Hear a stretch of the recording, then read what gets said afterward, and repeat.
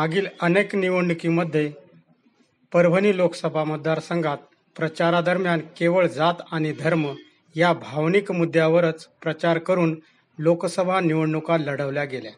त्यामुळे परभणी जिल्ह्यात विकासाचा मुद्दा समोर आलाच नाही.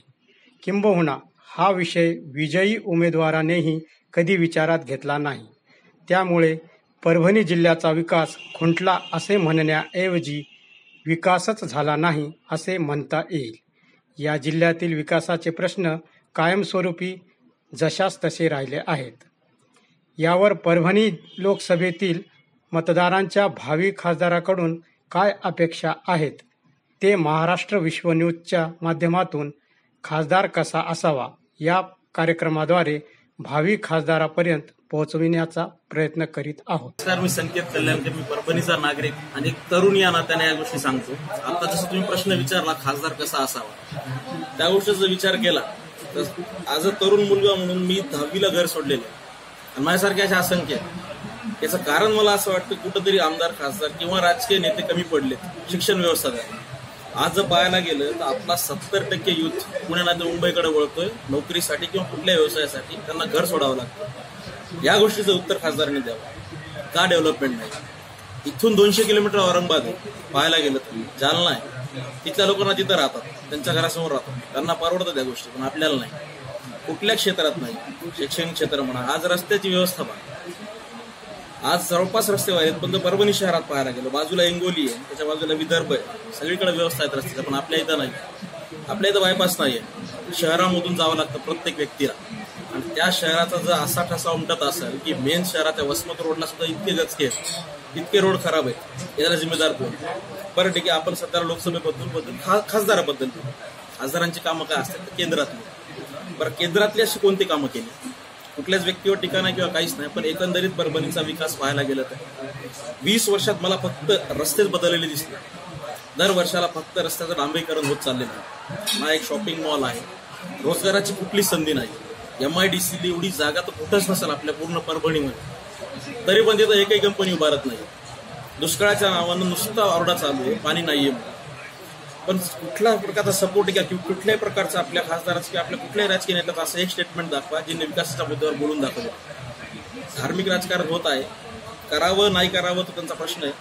त्यासोबत विकासाची जोड ही अतिशय महत्वाची गोष्ट आहे. परभणी जिल्हा आहे. परभणी जिल्हा हे सर्वात जुना जिल्हा असून बाकीचे जिल्हे मागून येऊन पुढे गेले आणि परभणी जिल्ह्यात विकास काहीच नाही आहे त्या प्रमाणात, त्या लेवलला.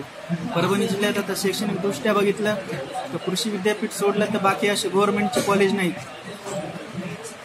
तर किमान 5 वर्षाच्या कालावधीमध्ये 5 तरी कामं करावे खासदारांनी, अशी म्हणजे आमच्या एक सर्वसामान्यांमधून अपेक्षा आहे.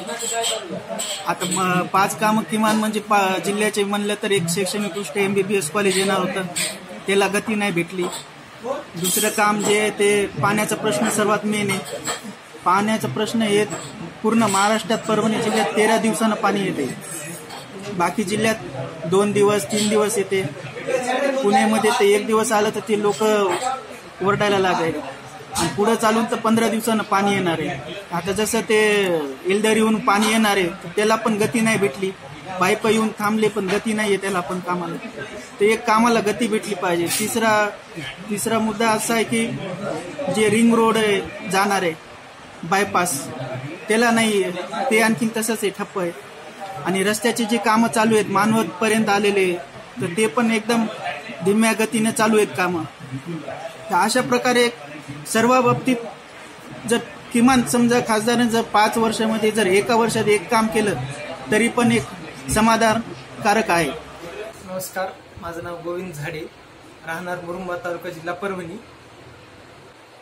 खासदार म्हणजे परभणी जिल्ह्यात परभणी लोकसभा मतदारसंघाचा लोकांचा संसदेमधला आवाज. तर मग या मतदारसंघातले लोकांचे प्रश्न संसदेमध्ये मांडणारा असा आपला खासदार असावा. आता परभणी लोकसभा मतदारसंघातले जर विचार केला गेला तर ग्रामीण भाग मोठ्या प्रमाणात आहे. शेतीचे प्रश्न, बेरोजगारीचे प्रश्न, सिंचनाचे प्रश्न, हे प्रश्न लोकसभेत मांडणारा आपला खासदार असावा.